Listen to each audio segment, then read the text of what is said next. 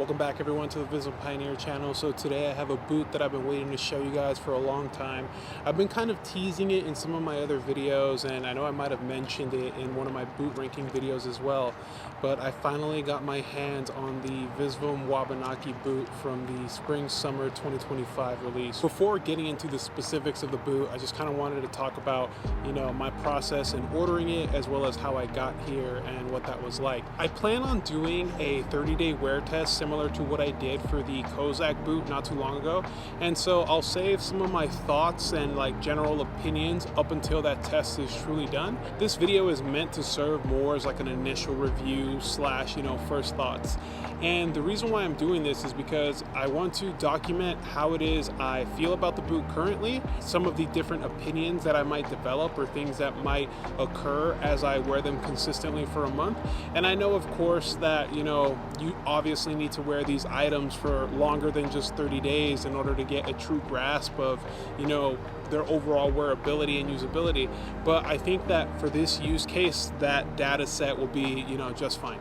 With that in mind, here's the Visvim Wabanaki boot in the dark brown colorway. So this particular boot style I've been wanting for a very long time. You guys can correct me in the comments if I'm wrong, but I believe this is like a roper style boot, and I think that this is probably one of Visvim's best interpretations of the Wabanaki. So a quick story about the Wabanaki. Actually, we all know about the blanket pair that John Mayer is a fan of, and it's one of the most hyped releases from Visvim. Some might even consider it the best boot that they've ever released. I personally wasn't really into the brand at the time of the release, and so just haven't been able to acquire it. Plus, as you guys already know, the size 11s and the size 12s are really hard to come by for Visvim releases in general, but I'll just be keeping an eye out for those. So if any of you guys ever see a size 11 or a size 12 in that release, I'm very interested in acquiring one of those pairs. But in the meantime, before I begin rambling on about something that's not related to this pair, I want to talk about this one in specific. So I did have a previous experience with a pair of Wabanakis. I believe it was the suede pairs that released in, I want to say, either 2022 or 2023. However, when those released, I believe they came out in a sand colorway, a black colorway, and kind of like a camel slash brown colorway. For that release, I tried on a size 11 and I just couldn't get my foot into the boot, and it just, I didn't want to risk ordering a size 12 online because I just wasn't sure how the fit would be. I tried on an 11 and my foot just straight up wouldn't go in. And so, I could take the risk of ordering it online, perhaps at a retailer where returns are a little bit more accepted. I just didn't want to play with fire on that one, so I kind of held off until I'd be able to properly try on a size 12. But when I went to the spring-summer 2025 trunk show release from Visvim, I believe that was in July of last year, I saw this pair of Wabanaki boots. And for those of you that haven't been to a trunk show yet, typically they carry sizes 3 and 4 in the clothing items for samples, and for footwear everything is a size 11. So I thought, okay, perfect opportunity for me to try on a size 11 before I put my deposit down and place an order on these boots. So I go in for the size 11, and I have an extremely wide foot and a high arch, and so my wear experience for laceless boots is kind of hard to get something that fits really well. Which leads me to something that people have already been asking me a lot, and that's, how's the fit on these? So me personally, I think they're true to size if you have a narrow or just a regular width foot. For me, because I do have that wide foot and that high arch, I had to size up, but the boot does feel a little bit long in the toe, and I do have heel slippage. Now, the heel slippage is expected with any boot that's laceless. I experienced this with the two boots as well, and for those of you that will want to make that comparison, so this is just about as tall as the ICT 2 boots that I have, but the heel slip is a little bit more noticeable on this pair. I think it's because overall, the shaft of the boot and the opening to get your foot in is a little bit wider than the 2 boot. Also, the toe box of this particular pair isn't as, I'd say, tight as the 2 boot either. And so while I did have a few minutes of struggle getting them on the very first time, it became extremely easy just to slip them on after just one wear. Obviously, sizing is going to change throughout the month, so I'll wait to see how the fit is after, you know, a few more weeks of wear.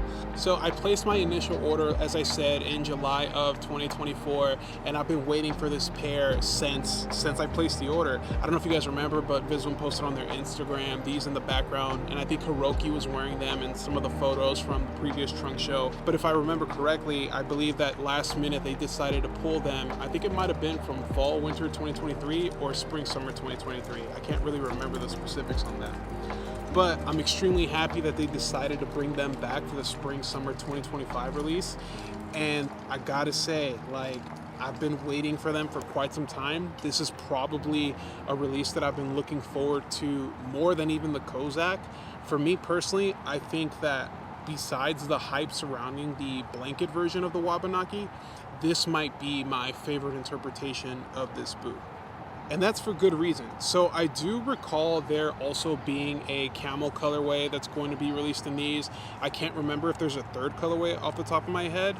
Now, the cool thing about these is that, from my understanding, they're going to be a mainline release. So for those of you that typically don't buy directly from Visvim or go to third-party retailers, they should be pretty readily available, which I think is cool, because I think as many people that are interested in this boot, I think you should all definitely experience it, because it's just such a unique take and an interesting take, I would say, on the roper boot style. So starting off with the materials on the upper, the full upper is composed of a horsehide, which is known to have these like amazing grain textures, and the hand feel on this particular boot, it's pretty sturdy. Like, the leather's really thick. It's soft, but not in the way that some of the previous Visvim releases have been. I was also reading through the dissertations that were released for spring summer 25, and this particular leather, from my understanding, is considered a B grade leather. Not necessarily because there's any fault in like the construction or there's going to be any failing points or things like that, but because not a lot of people are interested in some of the damage processing. Me personally, I think it lends itself to the Visvim aesthetic pretty well. You have some of the damage processing and texture from the natural grain of the leather. You also have some clear distressing along the toe box. Some of the upper also shows like these like distressing marks throughout. The midsole is a leather stacked midsole, and it's obviously had some hand distressing as well. One of the particular components of this new release that I find interesting is this new branded outsole. So there's no clear markings on whether it's from Vibram or from some of the other vendors that Visvim's worked with in the past, but I think it's an interesting take on this bottom, because it doesn't necessarily add much chunk to the bottom of the boot, but it does provide grip in the two rubber panels that are on the bottom. Now, I don't know if that's going to complicate perhaps like resoling in the future, but I don't really see why that would be a problem. I'm also a fan of how, instead of going with like just a full length outsole like they do on the day-night outsoles, they decided to go with like kind of like a half sole split, which I think lends itself to being a slightly sleeker and, you know, more true interpretation of what this kind of boot style would look like from other manufacturers. So another note that I find interesting is the fact that the leather portion on the outsole is exposed, and for the first time that I could recall, the actual size of the boot is embossed on the bottom of the boot. And other than that, it just says like Free International Laboratory, handmade Goodyear welt. Which brings me into one of the strong points of this boot. People like to highlight when a boot is handmade or when it's Goodyear welted, and they like to get into the specifics of whether it's 270 degrees or 360. So this is a full 360 Goodyear welt boot. It is handmade, and I think that that lends itself towards, you know, some of the durability and some of the unique, like, cool factors that, you know, people that are into this kind of product would appreciate. Now, one of the things that I kind of had an issue with when I received my pair was the fact that the top of the boot was kind of like not shaped correctly.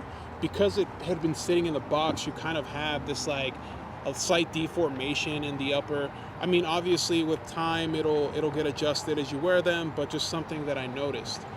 The leather distressing is pretty consistent across both pairs, and I love how there's this like rough out suede almost on the toe as well as on the interior of the boot.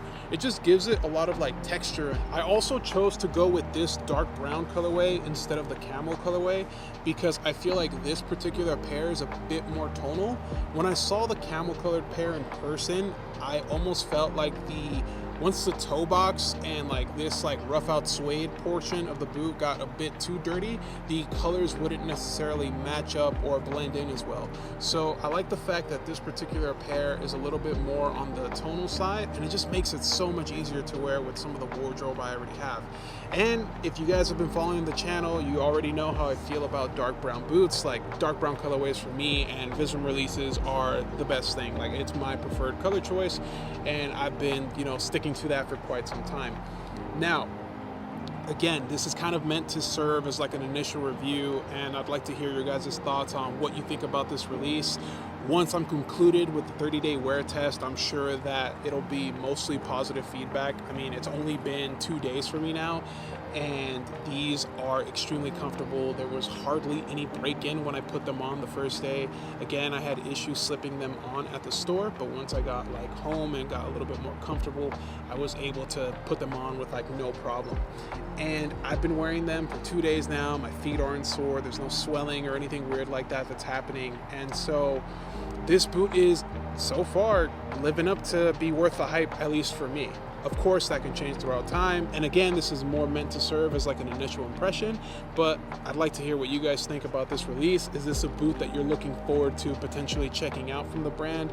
I think already it's probably one of the best, you know, interpretations of the Wabanaki, but I'd like to hear what you guys think. If you guys are interested in following along for the 30-day wear test, I will be posting daily stories on my Instagram. Same handle as like the channel name, you know, VSVM_Pioneer. If you guys aren't already following me there, I would definitely recommend you do so.